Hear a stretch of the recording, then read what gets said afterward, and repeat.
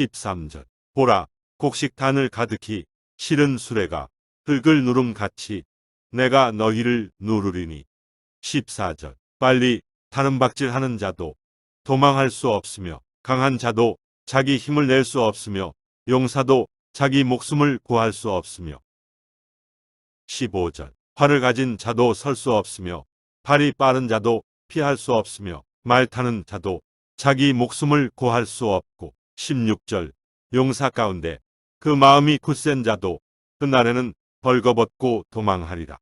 여호와의 말씀이니라. 샬롬. 오늘은 9번째 시간으로 아모스 2장 13절에서 16절을 살펴보겠습니다. 아모스가 외친 북이스라엘의 죄는 하나님의 심판을 받기에 충분했습니다. 가난한 자들 노예로 팔아버리는 인신매매, 돈을 갈취하는 행위, 궁핍한 자를 압제하고 무시하는 일, 힘없는 소녀나 여인들을 성적 놀이개로 학대하는 일, 종교적인 정당성을 확보하면서까지 가난한 자를 불의하게 다루는 위선이 일상적으로 일어났습니다. 하나님은 그들을 출애굽과 광야의 40년으로 인도해 주셨고 약속한 가나안 땅을 선물로 주셨습니다. 지도자들을 보내 지속적으로 도전과 은혜를 베풀어 주셨죠. 그럼에도 불구하고 철저하게 하나님을 배반한 이스라엘 백성이 된 거죠. 은혜의 하나님을 망각한 결과로 이러한 죄들을 지은 것입니다. 이런 북이스라엘에게 무엇이 기다리고 있겠습니까? 오늘 본문을 보면 분노하시는 하나님의 목소리가 사자처럼 들려옵니다. 하나님의 부르심을 받기 전에 뽕나무를 제거하는 농부이기도 해서 농사에 관해서 잘 알고 있는 아모스는 북이스라엘에 대한 하나님의 심판을 곡식을 가득 실은 수레로 비유하는 음료법을 사용합니다. 수레가 눌러지다는 동작의 의미가 무엇입니까? 첫째, 마차에 곡식을 너무 많이 실어 수레가 굴러가지 못하고 멈추듯이 하나님께서 이스라엘의 군대를 눌러서 움직이지 못하겠다는, 즉 이스라엘을 무력화시키겠다는 선언입니다. 마차가 멈춰 서게 된 것은 곡식을 너무 많이 실었기 때문인데, 이것은 비난받고 있는 자들이 착취와 압제를 통하여 번영하게 되었다는 것을 보여줌으로써 그들의 번영과 풍요 자체가 그들을 무력화시키는 원인이 된다는 뜻입니다. 두 번째 이해는 짐을 가득 실은 수레가 그 바퀴로 부드러운 면을 눌러 쪼개는 것처럼 하나님께서 지진으로 땅을 가르신다는 것입니다. 이스라엘의 요새와 성체들을 흔들어 끔찍한 상태로 파멸시키겠다는 것입니다. 하나님의 분노한 두 손이 북이스라엘의 기반을 흔들어 놓았고 그들이 자만하며 자랑하였던 모든 요새들과 성체들, 그리고 삶의 모든 안정장치들을 철저하게 무너뜨리십니다. 아무튼 하나님께서 그 어떠한 방법들을 동원해서라도 이스라엘 심판하시겠다는 단호한 의지의 표현입니다.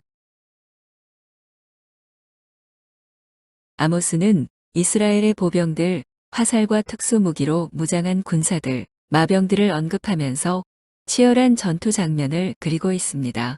그러나 적군은 등장하지 않습니다. 왜냐하면 여호와 하나님 자신이 그의 백성 이스라엘의 대적자로 나타나시기 때문입니다. 이스라엘을 위하여 이스라엘 원수국들을 치시고 싸우시던 전쟁의 위대한 전사가 이제는 친히 나서서 이스라엘을 대항하여 처절한 파멸을 가져오는 전쟁을 하신다는 것입니다.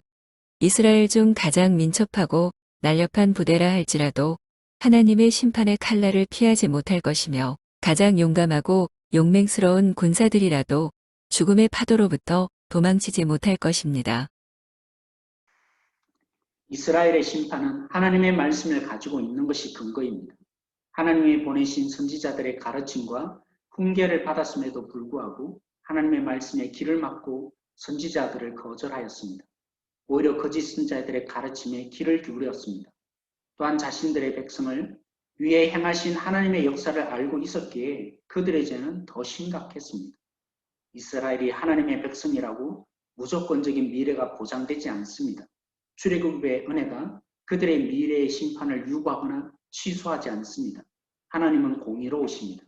하나님의 심판에 열애될 수 있는 특별한 사람이 존재하지 않습니다. 아모스가 선포한 심판에는 일말의 희망도 소망의 빛도 보이지 않습니다. 여기에 유다인 신학자 제임스 예레미야는 이렇게 표현했습니다. 아모스가 후대에 미친 탁월성이 있다면 예루살렘 함락이 보여주듯이 모든 죄 속에 이스라엘이 멸망당하는 것이다. 그런 죄의 폭로를 통해 돌아오라는 선지자를 통한 하나님의 절규만이 이스라엘의 구원이 있을 수 있다. 저는 이 말씀이 생각이 났습니다. 잠언서 1장 23절 말씀인데요. 제가 한번 읽겠습니다. 나의 책망을 듣고 돌이키라. 보라, 내가 나의 영을 너에게 부어주며 내 말을 너에게 보이리라. 아멘. 마귀는 너 이제 가망 없다고 속삭입니다. 하나님이 때론 준엄하게 지적하시지만 돌이켜 내게로 오라고 하시는 것입니다. 하나님은 악인의 죽음이나 악인의 공경을 기뻐하지 않으십니다.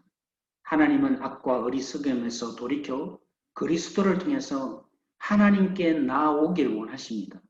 예레미야 31장 33절에 새로운 마음을 주고 하나님을 가르쳐 주시겠다. 그 약속을 예수님을 통해서 성취하셨습니다. 우리는 예수님을 믿을 때 예수님이 주시는 새 마음과 성령의 능력으로 주님을 신뢰하며 하나님을 알게 될 것입니다.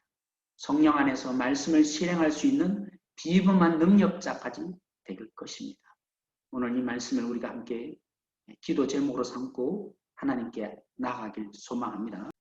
소망 없는 절망적인 상황, 하나님이 비춰주시는 것은 돌아오라고, 나에게 소망을 두라고 하시는 하나님의 마음을 우리가 다시 한번 깨달으며 두려워할 것이 아니라 하나님의 은혜의 보좌 앞에 담대히 나가서 예수 그리스도를 통해서 하나님이 주시는 새로운 영과 새 마음을 가지는 하나님을 더욱더 아는 백성이 되기를 함께 기도합니다. 하나님, 날 정결케 하고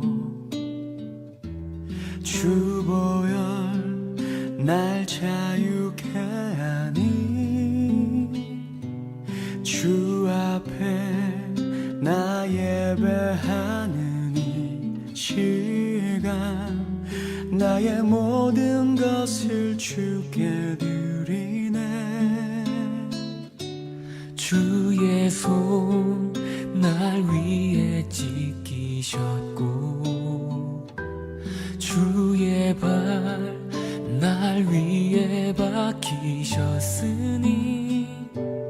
이제는 내가 사는 것이 아니요 오직 주를 위해 사는 것이라.